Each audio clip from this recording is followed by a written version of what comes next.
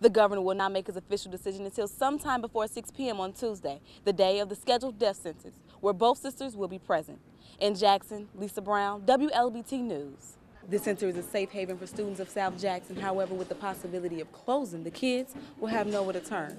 And Watkins refuses to raise the $40 membership fee. With all the turmoil that has surrounded the women's basketball team over the past few years, Jackson State officials are confident that the hiring of Coach Dixon will be a slam dunk for the Lady Tigers. Not only are students building actual robots, but they're building the skills they need for their undergraduate careers.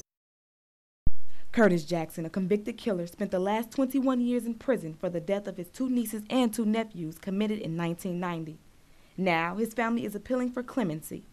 The mothers of the victims, Glenda Cairo and Regina Jackson, have personally requested the governor to overturn their brother's death sentence. In a letter written to Governor Bryant, the victim's sister, Regina Jackson, stated, "It has taken me a very long time, but I have forgiven Curtis." Attorney Cliff Johnson represents the family and met with the governor earlier Monday. We hope that he can understand the importance of honoring the wishes of victims' families. In many cases, the wishes of victims' families are used as a basis to deny clemency, to say that we need to go ahead with this execution because that's what the family wants. Here we have a family that says, don't kill for us. It's not going to bring our children back. Spokesman Mike Bullock says, Governor Bryan did meet with family members today and is reviewing the facts associated with the case and has no further comments at this time. The governor will not make his official decision until sometime before 6 p.m. on Tuesday, the day of the scheduled death sentence, where both sisters will be present. In Jackson, Lisa Brown, WLBT News. 1, 2, 3, 4, 5, 4, 1 more. For the last 16 months, Freeman Watkins has been teaching inner-city kids the fundamentals of boxing. It's not about me, it's about helping the kids. So I'm like, let's do this. This is what I can do. I had an ankle problem, so I like to fight. So instead of fighting on the streets, came in here, put it to a positive, doing something positive with it, hopefully I can take it somewhere. Watkins, a former pro boxer, decided to hang up his gloves and turn to coaching. However, his boxing club might be down to its last minutes. No, I really don't know what to say, because this, if it closes, I really don't know what's going to happen. I'm trying to do what I can to give back and help, but that's without any help. You know, so it's pretty bad. This center is a safe haven for students of South Jackson. However, with the possibility of closing, the kids will have nowhere to turn. And Watkins refuses to raise the $40 membership fee. That's a hard one for me to, just ask. I'm definitely out of my comfort zone going around asking. And I get, yes, I'm going to help.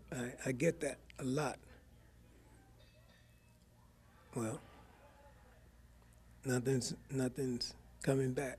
The South Jackson Boxing Club, Keep Swinging, is the only one in the city, and if closed, could mean a TKO for aspiring boxers in the area. In Jackson, Lisa Brown, WLBT Sports. Teen engineers in Jackson are downloading robotic lessons into their summer hard drive. This is Wally, of course, and Wally has all these different cords and Lego pieces. Local area high school students are learning hands-on how to assemble circuits and the basic foundations of engineering. In this, they are getting training on electronics and physical science and hands-on activities with an intention that they will get interest to pursue science disciplines and engineering. Not only are students building actual robots, but they're building the skills they need for their undergraduate careers. I want to go into the field of biomedical engineering, but with this mechanical engineering, working with the computer science, it's like opening my eyes a little bit. Like we're working with robots, we're programming our own software. These engineers in training are not afraid to think outside the motherboard and put their skills to the test. In Jackson, Lisa Brown, WLBT News. Japanese researchers say they've created the world's first artificial retina made from human embryonic stem cells. Researchers claim to have used human embryonic stem cells to form what resembled a three-dimensional eye cup. They say the man-made retina can convert light stimuli into electrical signals, and nerve cells that convey the signals to the brain appear to have formed layers. Scientists say their research could lead to new treatments for eye diseases. A Western-style diet may be triggering causes for irritable bowel disease in people genetically prone to the condition.